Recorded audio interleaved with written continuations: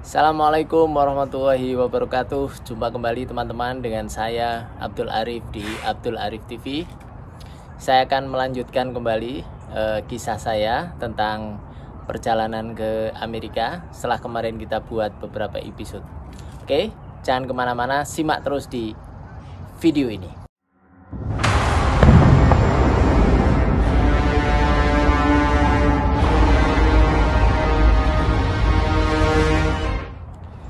Teman-teman sekalian, pada video kita terdahulu sudah saya ceritakan bagaimana sebab musabab alasan saya untuk pergi ke Amerika. Juga pada bagian akhir sudah saya ceritakan bagaimana saya terbang dari Jakarta, kemudian transit di Jepang dan mendarat di New York. Nah, dari New York saya berpindah penerbangan ke penerbangan domestik, ya, menuju ke Indianapolis, ya, lebih tepatnya di kota Indianapolis, negara bagian Indiana. Nah, saya pindah dari penerbangan internasional ke penerbangan domestik, kemudian terbang sekian waktu, ya, saya lupa berapa lamanya, kemudian mendarat di Indianapolis. Nah, di Indianapolis inilah saya dijemput oleh kenalan saya, anak dari sahabat saya, yakni saudara Dana. Di sana dia menjemput dengan istrinya dengan menggunakan mobil, dan kami bertiga meluncur dari bandara menuju ke rumah Dana. Tapi sebelumnya kita mampir dulu ke sebuah restoran karena saya lapar sekali. Perjalanan panjang 33 jam lengkap dengan transitnya. Kemudian malam itu saya mendarat sekitar jam 7 malam. Dan saya menunggu Dana selesai kerja, kira-kira saya menunggu 3 jam di bandara itu. Dan kita berkesempatan untuk makan malam bersama. Saya ditraktir oleh Dana dan istrinya. Kemudian setelah selesai makan, kita menuju ke tempat Dana tinggal di sebuah kota kecil yang sangat asri. Saya takjub dengan kebersihan dan tata kotanya yang bagus sekali. Nah, di sana saya menginap, istirahat. Waktu itu saya tiba pada akhir Desember, ya. Jadi situasinya sedang musim dingin. Situasi dingin. Bayangkan saya dari daerah tropis, ya, dari Indonesia, terbang dari Jakarta yang panas, kemudian masuk ke Amerika yang sedang memasuki musim dingin. Saya mengalami kekagetan. Malam itu saya istirahat, meskipun tidak mudah, ya, mengalami jet lag, ya. Saya berusaha istirahat tetapi tidak bisa, karena selain dingin juga badan ini penyesuaian waktunya tidak bisa seketika. Nah, singkat kata, ada obrolan kita dengan Dana waktu itu. Sebenarnya dia sudah mencarikan aku pekerjaan di sebuah restoran sebagai kitchen helper atau pembantu dapur. Dana memang sudah membuat rute bagaimana aku memulai pekerjaan itu dari bawah. Mengapa kitchen helper? Karena di situ aku nanti bisa belajar motong, kemudian motong sayur, mengenali dapur, kemudian pekerjaan-pekerjaan yang kelak akan berguna pada saat aku disiapkan menjadi chef. Itu skenario-nya Dana seperti itu. Tetapi kemudian saya mendapat tawaran dari seorang teman via teman yang lain, mendapat kabar bahwa di negara bagian Louisiana sedang diperlukan chef baru, membuka training untuk chef baru. Menariknya, tidak diperlukan pengalaman dari nol pun tidak apa-apa.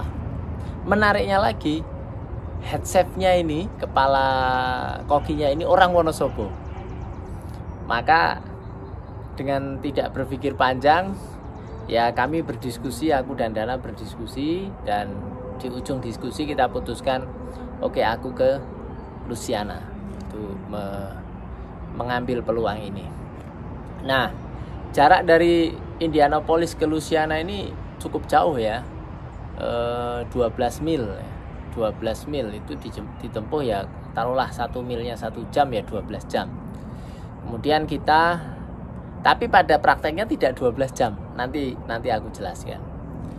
Nah, waktu itu bagaimana cara untuk menuju ke ke Louisiana? Waktu itu kita ngontak jasa antar jemput driver yang bisa mengantar kita antar state itu. Antar negara bagian. Ketemulah Bang Rusdi. Nah, ini Bang Rusdi, ini ketemulah Bang Rusdi. Dia oke, kita negosiasi. Kemudian dengan ongkosnya, kalau 1 mile itu 100, berarti 12 mile sekitar $1.200 kita deal harganya waktu itu. Kemudian tapi Bang Rusdi ngasih syarat pemberitahuan bahwa dia akan ngantar tamu yang lain dulu. Nah, dia bisa mengantar aku di hari itu asal aku ikut dulu mengantar tamunya ini sampai ke lokasi. Setelah itu baru menuju Louisiana. Kalau aku ingin menuju ke Louisiana harus menunggu kira-kira 6 hari lagi. Wah, setelah aku pikir-pikir, tidak apa-apalah asal biayanya sama, tidak ada tambahan biaya. Hitung-hitung untuk jalan-jalan mengenal Amerika. Konon saat nanti sudah bekerja, kesempatan untuk melancong, untuk berjalan-jalan itu, untuk kesempatan untuk jalan-jalan itu sangat minim, kata teman-teman yang sudah bekerja. Maka saya iakan, oke, deal. Saya antar dulu teman ke Alhamdulillah. Saya antar dulu teman ke lokasinya, lalu dari sana kita baru menuju ke Louisiana. Kebetulan teman kita yang ada di Louisiana juga tidak buru-buru, mereka siap untuk menunggu. Maka jadilah sebuah perjalanan yang sangat panjang. Ya, saya tidak ingat pasti negara mana saja, maka saya tulis ini perjalanan yang cukup menyenangkan, karena pengalaman pertama masuk Amerika langsung berkeliling ke 13 negara bagian. Mulai dari aku turun kan di New York ya. Setelah itu ke Indiana. Setelah dari Indiana ke Illinois. Setelah dari Illinois ke Iowa. Kemudian Nebraska. Kemudian ke Wyoming. Ya, ini udah masuk gunung-gunung. Kemudian ke Utah. Nah, di Utah inilah teman yang kita antar itu turun. Teman yang kita antar yang jadi penumpangnya Bang Rusdi ini turun.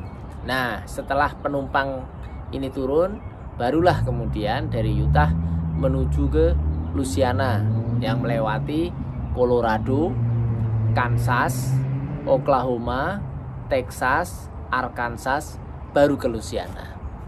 Jadi kalau di total termasuk New York itu ada 13 negara bagian. Jadi saya datang ke Amerika, kita langsung jalan-jalan, diantar oleh Bang Rusdi itu. Ya, excited karena waktu itu salju, kita lihat sepanjang jalan itu turun salju. Waktu itu saya masih ingat, pas Natal 25 Desember itu kami tiba di Wyoming. Kemudian dari Wyoming kita ke Utah. Nah di Utah itu ada bukit-bukit salju yang aku sempat foto-foto di sana. Nah itu pengalaman yang tidak terlupakan. Lalu bagaimana dengan istirahatnya? Nah waktu itu kita di mobil dengerin musik, kita berhenti untuk makan, isi bensin, tidur. Nah isi bensinnya di mana? Di pom bensin tentu saja ya. Tidurnya juga di pom bensin. Jadi kita kalau waktu istirahat kita menepi ke pom bensin, kemudian tidur di dalam mobil. Nanti pagi hari bangun pagi-pagi, bersih-bersih, kemudian kita lanjutkan perjalanan. Kita juga sempat nunut sholat ya di Wyoming, di tempatnya temennya Bang Rusdi. Ada teman di sana, juga sempat nunut nginap di Utah di temannya Bang Rusdi juga. Nah dari situ Bang Rusli ya, Bang Rusli bukan Rusdi, Bang Rusli, sorry Bang. Nah dari singkat kata, setelah kita berjalan-jalan itu mengelilingi 13 negara bagian ya, lalu sampailah ke Louisiana. Nah di Louisiana saya sudah ditunggu oleh head chef kita, namanya Pak Darsono, yang ternyata adalah satu kampung dengan saya di Wonosobo. Beliau asalnya Kelurahan Jarak Sari. Waktu itu rumah saya juga ada di Jarak Sari. Jadi orang tetangga kampung tapi beda dusun ya. Saya belum mengenal beliau gitu. Nah, saya disambut dengan sangat baik. Di sana sudah ada 2 orang yang ada 1 orang yang menemani Pak Darsono bekerja di sebuah restoran namanya Tokyo restoran, Japanese restoran. Saya disambut dengan baik, saya diberi ruangan untuk istirahat, kemudian dijamu. Malam itu dimasakkan sup salmon sama Pak Darsono. Kemudian saya matur sama beliau ini sudah usia 60-an lah, dan di Amerika kira-kira ya sudah 22-23 tahun, lama sekali ya. Nah kepada Pak Darsono saya sampaikan apa adanya, bahwa saya ini belum punya pengalaman apa-apa Pak di bidang pekerjaan di restoran. Jadi betul-betul dari nol. Apakah ini nanti tidak menyulitkan? Saya bilang gitu. Beliau menjawab, mboten nopo-nopo, nggak apa-apa Mas. Di sini nanti kita latihan dari awal. Dan beliau ada 1 asisten second chef yang namanya Mas Yayan, aslinya dari Yogyakarta. Nah di situ singkat kata saya mulai training. Nah, saya memasuki sebuah fase baru yang sebelumnya saya tidak punya pengalaman sama sekali. Nah, di situ saya diajari mengenal dapur, karena meskipun Habaji Chef itu masaknya di depan, tetapi harus tetap mengenal dapur karena sebagian dari pekerjaan itu kita kerjakan di dapur. Nah, Pak Darsono memproyeksikan saya jadi koki Habaji atau Hibaji Chef ya. Nah di situ saya diajari mengenal dapur, kemudian tempat masak, kemudian diperkenalkan sayur-sayuran.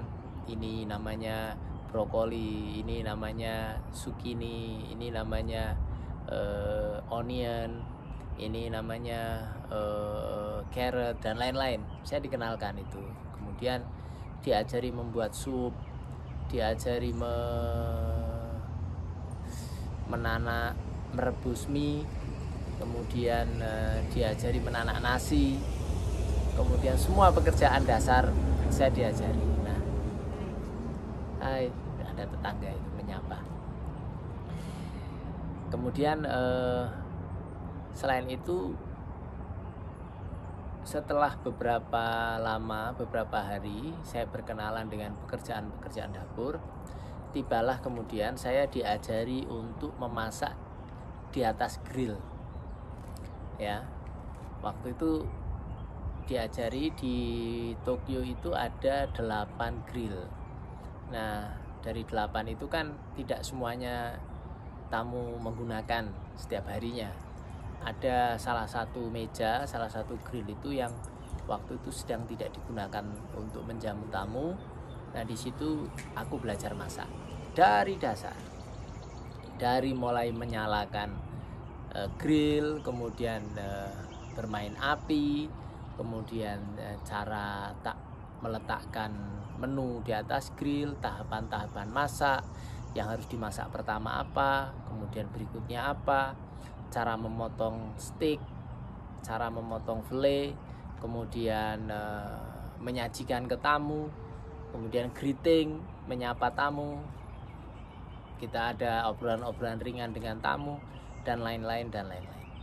Intinya dari nol, dari basic, sangat basic, saya diajari oleh Pak Darsono ini dengan sangat telaten beliau bagaimana memasak di depan tamu atau di atas grill.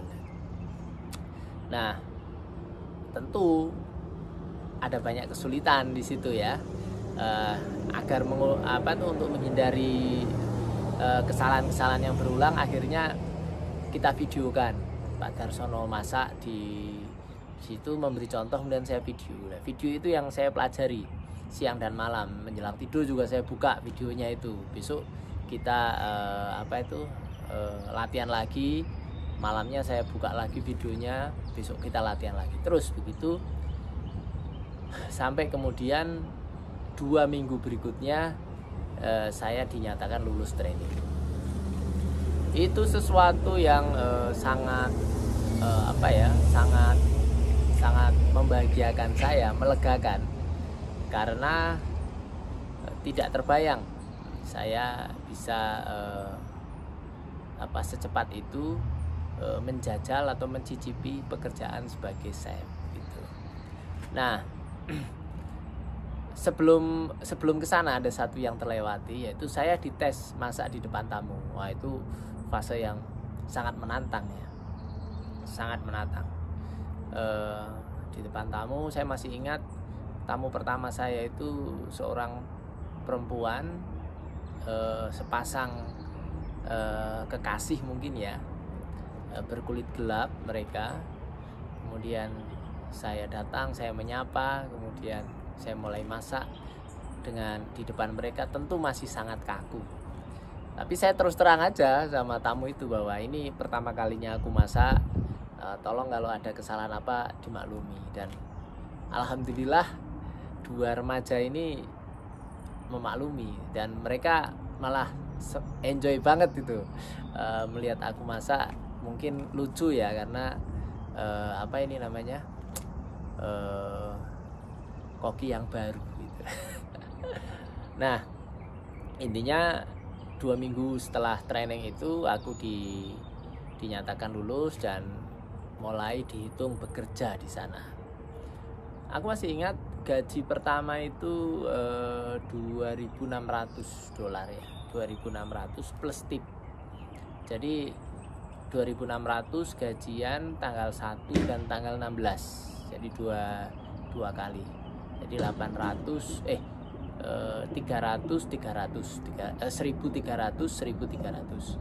kemudian mendapat tip dari tamu kira-kira ya 1 bulan itu ya di sana kira-kira 1.000 lah.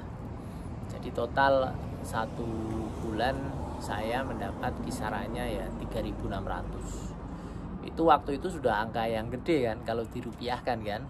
Nah, tapi tentu saja proses tidak semudah itu.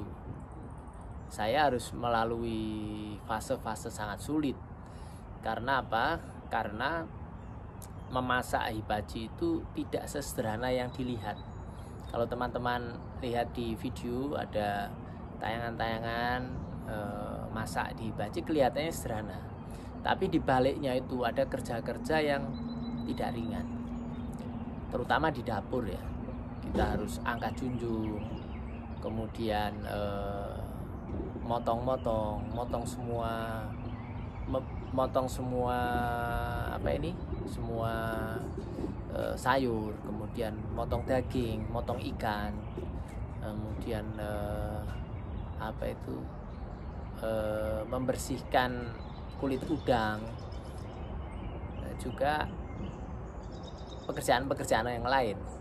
Tidak ketinggalan juga bersih-bersih, kita di belakang ngepel lantai, kemudian membersihkan cooler, kemudian kadang-kadang juga bantu saat supplier mengedrop barang, kita juga harus bantu angkat-angkat barang.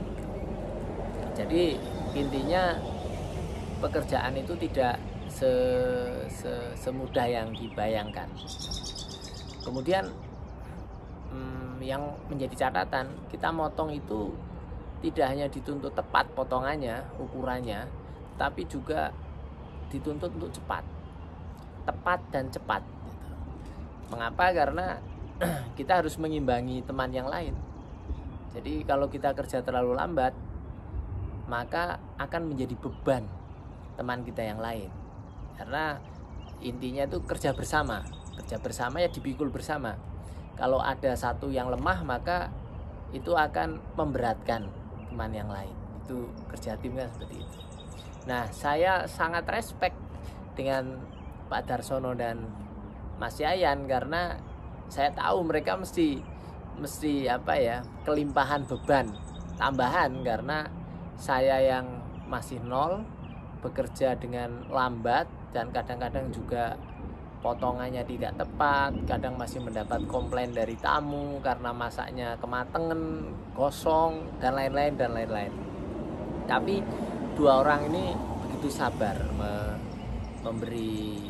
membimbing saya, sehingga saya bisa melewati fase-fase yang berat itu. Nah, selain itu, karena ini pekerjaan ini berhubungan dengan pisau, maka wajar kalau saya juga beberapa kali teriris tangannya gitu. Karena ini juga berhubungan dengan api, maka wajar juga kalau juga terbakar juga. Itu nggak terhitung. Kita teriris, terbakar itu nggak terhitung. Cuma nggak pernah tak posting aja karena nggak khawatir kalau teman-teman lihat lalu kasihan. Saya paling nggak suka kalau dikasihani orang. Nah, seperti itu teman-teman sekalian. Jadi